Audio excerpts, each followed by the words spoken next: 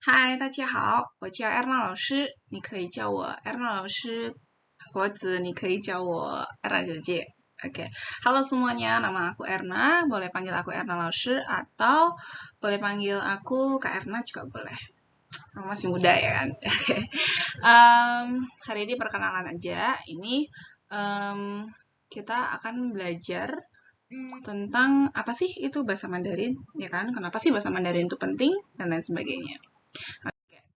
Kita mulai aja ya. Bahasa Mandarin. Bahasa Mandarin itu adalah bahasa internasional kedua setelah bahasa Inggris. Ini mungkin udah jadi rahasia umum ya, makanya kenapa bahasa Mandarin itu sering dijadikan muatan lokal di sekolahan dan kayak semua belahan dunia itu pasti ada yang pakai bahasa Mandarin gitu. Nah, seperti ini dipakai hampir di seluruh belahan dunia. Oke, dan juga dipakai di berbagai bidang seperti bahasa dan sastra itu sendiri, perdagangan atau bisnis, industri, dan teknologi. Gitu. Jadi, kayak barang-barang di sekitar kita itu banyak banget itu yang import, ya kan? Dan itu semuanya menggunakan bahasa Mandarin. Gitu.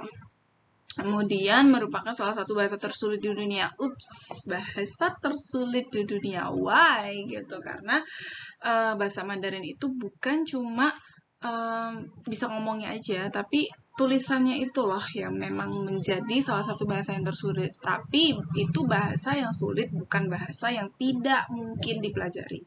It's a different thing, oke? Okay? Kemudian, nah, tapi kalau kalian bisa menguasai bahasa asing selain bahasa Inggris, itu pasti ada nilai plusnya, gitu. Oke, okay? Jadi kita tuh memang harus belajar bahasa asing lain selain bahasa Inggris. Oke, okay, next. Nah, apa aja yang perlu dikuasai nih untuk level basic? Nah, itu yang pertama adalah pinyin atau namanya pelafalan. Pinyin ini itu cara ngomongnya gitu. Jadi misalnya ni hao, nah itu bilang ni hao itu seperti apa gitu. Dan selain pinyin yang aku lupa tulis di sini itu adalah nada, intonasinya gitu. Jadi intonasinya di Mandarin itu ada 4. Jadi di lain sesi aku akan terangkan apa aja dan bagaimana sih tips untuk cepat bisa menguasai nadanya. Itu next time ya. Yang jelas itu sudah termasuk di dalam pinyin ini pelafalannya. Oke, jadi ada cara bacanya, misalnya po itu B itu dibaca P dan lain sebagainya. Oke, kemudian Hanje. Nah, Hanje ini ada 2 Hanje-nya gitu. Jadi ada Hanje yang tradisional dan ada Hanje yang simplified gitu. Kalau Hanje yang tradisional, Hanje yang tradisional itu dipakai di Taiwan, Hong Kong, Macau, dan beberapa negara di luar Asia Tenggara. Sedangkan yang simplified itu dipakai di Cina Daratan. Cina Daratan itu ya kayak Beijing, Shanghai, dan sebagainya. Kemudian Singapura, Malaysia, dan lain-lain. Oke. Nah, ini adalah perbedaan antara Hanje simplified dengan Hanje tradisional. Nah, kenapa nih di Taiwan itu masih menggunakan Hanje yang tradisional? Karena salah satu sebabnya itu adalah mereka masih memegang teguh budaya mereka. Dan yang kedua, Hanje itu sebenarnya punya esensi sendiri, punya artinya sendiri gitu loh. Jadi, contoh nih yang love. Yang love itu untuk tradisionalnya seperti ini. Kemudian simplified-nya seperti ini. Nah, perbedaannya ada di mana? Ada di sini. Ya kan? Saya tulis lagi di sini coba ya. Sin. Sin itu adalah hati. Ya kan? Sin itu hati. Nah, kalau di Hanje yang tradisional itu dia ada hatinya di sini. Ya, namanya mencintai itu pasti mencintai dengan hati. Nah, tapi yang simplified-nya, coba kalian lihat di sini kosong, udah nggak ada lagi. Jadi banyak orang sekarang itu mencintai itu nggak pakai hati. Kena mental nggak? Oke, nah dan lain sebagainya. Itu makanya kenapa Hanje tradisional itu masih dipertahankan di Taiwan, Hong Kong, dan beberapa negara yang menurut mereka ya karena ini masih ada esensinya gitu loh. Jadi jangan dihilangin dong gitu.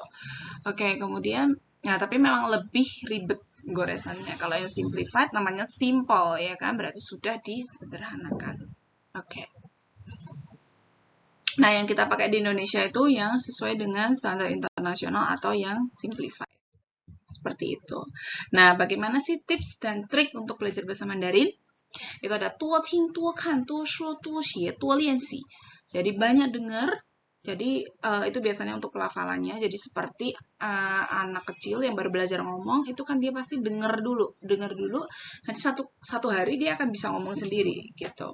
Kemudian 多看 itu banyak melihat gitu, melihat tulisan-tulisan, misalkan kayak di produk-produk atau bisa lewat YouTube atau lewat komik mungkin yang bisa menarik. Kemudian tuoshuo, dipraktekin apa yang udah dilihat dan didengar itu. Kemudian tuosie, banyak nulis kayak anak TK yang nulis sampai berulang-ulang sampai dia benar-benar hafal. Kemudian tuoliansi, banyak latihan untuk semuanya. Jadi mendengar, membaca, menulis semuanya deh. Oke. Oke, jadi cayo ya, semangat. Oke, kemudian, nah kalau nggak ada lingkungannya gimana nih? Nah, sebenarnya bukan nggak ada lingkungannya. Misalnya kayak kita kan tinggal di Indonesia gitu, gimana dong? Nah, ya pakai sosial media. Misalnya buat update status, kamu pakai bahasa Mandarin gitu. Kalau nggak ngerti ya cari aja dulu di Google gitu. Atau tanyakan ke orang yang paham. Terus gunakan aplikasi bahasa buat jadwal dan targetmu. Jadi misalnya sehari aku pengen bisa 3 kosakata baru. Hafalin itu, ya udah targetnya itu, dan itu harus setiap hari dan itu di-review setiap hari juga. Jadi bukan hari ini hafal besok lupa, no. Hubungkan dengan hal yang kamu suka, misalnya lagu, game, idol yang kamu suka gitu. Kemudian, nah ini yang ribet tapi useful banget, itu ngomong sama kaca. Jadi misalnya ni hao, oke, seperti itu. Jadi ngomong aja sama kaca kalau nggak ada teman ngomong gitu. Terus misalnya kamu lagi mau minum, itu kamu bilang, oh minum itu he shui, nah baru kamu minum. Makan apa? 吃饭, seperti itu. Ya udah. Jadi sebelum kamu makan, setelah berdoa terus kamu, oh iya makan itu apa? 吃饭 gitu. Kemudian tempelin tulisan di setiap benda di rumahmu. Ini berguna banget. Jadi misalnya pintu, misalkan itu kamu tulis aja men, itu kan pintu gitu, ditulis aja pinginnya, hanze-nya, artinya nggak usah lah ya, pingin sama hanze-nya aja gitu. Jadi huruf kanji sama cara bacanya gimana, nanti lama-lama kamu akan bisa sendiri kok gitu. Oke, kemudian jangan bosan nulis sampai tangannya keriting, ngomong sampai berbusa gitu. Pokoknya jangan pernah takut salah, karena setiap orang itu pasti pernah melakukan kesalahan ya. Jadi belajar dari kesalahan itu penting, dan terus latihan terus. Pokoknya kuncinya latihan terus, ngomong terus ya, biar kamu cepat bisa. Jadi bahasa Mandarin itu bukan dijadikan bahasa sampingan doang gitu, bukan dijadikan sesuatu yang kayak nggak bisa gitu, tapi latihan terus tiap hari gitu loh. Orang yang nggak bisa berenang, latihan tiap hari pasti suatu kali bisa berenang gitu. Bayi yang nggak bisa jalan, satu kali kan dia bisa jalan kalau dia latihan terus gitu ya. Sama gitu loh, itu yang harus kamu pegang teguh gitu, latihan terus. Oke. Kemudian platformnya apa? Misalnya YouTube. YouTube itu dari Mandarin Corner itu ada pelajaran yang benar-benar dari awal, itu bisa kalian pelajari. Kalau yang Social Chinese itu pakai bahasa Inggris pengantarnya karena dia orang Thailand. Kemudian itu levelnya udah intermediate sih. Jadi kalau yang udah level up, mungkin kalian pakai Social Chinese tuh cocok. Kemudian di TikTok sama Instagram itu ada Chinese Everyday, terus juga Cece Xiaomin ya kan, juga banyak banget, lagi viral banget ya itu. Dan aku suka banget ngikutin Cece Xiaomin juga. Terus aplikasi bahasa tuh pakai Cakap, Hello Talk, Hello Chinese, dan lain sebagainya. Kemudian untuk kamus itu ada Playko. Kemudian untuk mengecek urutan gores ada Writing Chinese. Kemudian untuk mengetik ada Soku, Go Keyboard. Untuk soal interaktif itu bisa pakai Word, Quiz, Live Worksheet. Kalian bisa cari di situ kalian pengennya tuh yang mana. Oke. Nah, untuk mengatakan halo itu simple banget, itu cuma pakai ni hao. Itu untuk yang seumuran ya, diingat. Mungkin sama ini taunya cuma ni hao, tapi sebenarnya ada banyak banget kata sapaan lain. Oke, dan kalau untuk yang menyapa yang lebih tua, misalkan guru atau orang tua, itu pakainya nin hao. Kemudian kalau untuk sampai jumpa itu pakai cai jian. 再见. Kalau untuk informalnya bisa pakai bye-bye gitu. Oke.